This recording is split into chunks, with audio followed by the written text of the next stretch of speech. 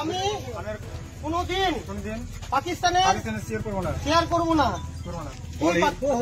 পাকিস্তান মুর্দাবাদ, হিন্দুস্তান জিন্দাবাদ, হিন্দুস্তান জিন্দাবাদ, হিন্দুস্তান জিন্দাবাদ।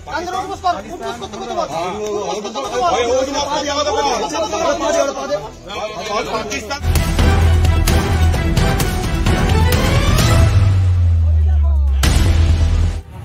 দেশের সেনাদেরকে অপমান করছে, পাকিস্তান জিন্দাবাদ সোশ্যাল মিডিয়ায় পোস্ট করেছে।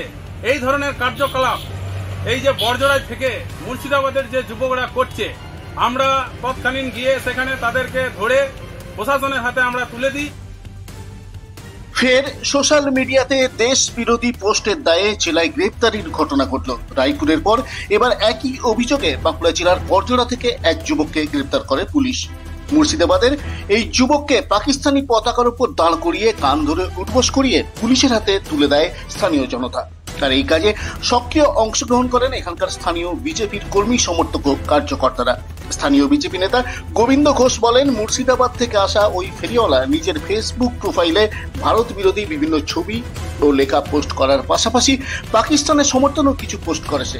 এই ঘটনা নজরে পড়তেই স্থানীয় বাসিন্দাদের সাথে নিয়ে তাকে আমরা পুলিশের হাতে তুলে দিয়েছি এবং পুলিশ তাকে গ্রেপ্তার করে সোমবার আদালতে তোলে। গতকাল সন্ধ্যায় আমরা জানতে পারি যে মুর্শিদাবাদ থেকে আগত দুই যুবক বড়জোড়া কলেজ মাঠে রয়েছে, তারা ফেরিওয়ালা করে খায়। কিন্তু আমরা দেখলাম যে এই ভারত বিরোধী যে সোশ্যাল মিডিয়ায় পোস্ট হয়েছে, আজকে দেশের সেনাদের নামে গালিগালাজ করছে, দেশের সেনাদেরকে অপমান করছে, পাকিস্তান জিন্দাবাদ সোশ্যাল মিডিয়ায় পোস্ট করেছে।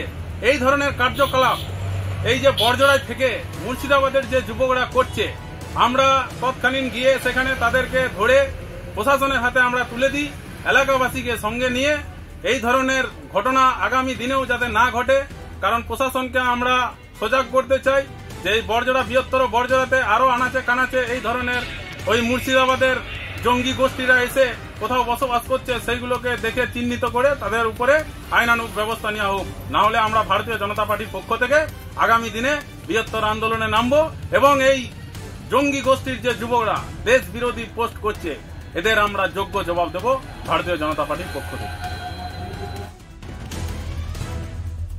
এদিকে পুলিশ ও স্থানীয় সূত্রে জানা গেছে, ধৃত ইমরান শেখ ওরফে সম্রাট মুর্শিদাবাদের চাঁদপাড়া রঘুনাথগঞ্জের বাসিন্দা। সে কয়েকজন সঙ্গীকে নিয়ে বড়জোড়ায় বাড়ি ভাড়া নিয়ে থাকতো এবং এলাকায় মোটর বাইকে চড়ে জামা কাপড় ফেরি করত। একজন ফেরিওয়ালা হয়ে কিভাবে সোশ্যাল মিডিয়াতে এত বেশি অ্যাক্টিভ থাকতো সে এবং ভারত বিরোধী পোস্ট ও পাকিস্তানের সমর্থনে লাগাতার পোস্ট করত, তা স্থানীয়দের নজরে পড়তেই তাকে আটকে জিজ্ঞাসাবাদ করেন এলাকার মানুষ। এমনকি পাকিস্তানের পতাকার উপর দাঁড় করিয়ে কান ধরে উঠবোস করানো হয় তাকে, তারপর তুলে দেওয়া হয় পুলিশের হাতে। পুলিশ সোমবার বাঁকুড়া জেলা আদালতে ধৃতকে তুললে 10 দিনের পুলিশ হেফাজতের নির্দেশ দেন বিচারক।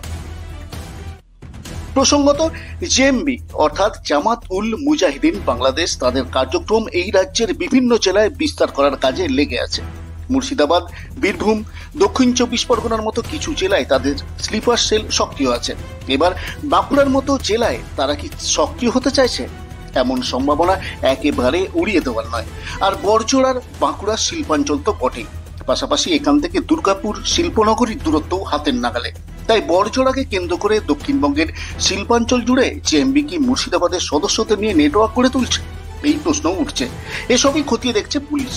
ধৃতের সাথে আদৌ কোনো জঙ্গি চোখ আছে কিনা তা জানতে মুর্শিদাবাদ থেকে ধৃতের সব তথ্য সংগ্রহ করবে বাঁকুড়া জেলা পুলিশ, তা বলাই বাহুল্য।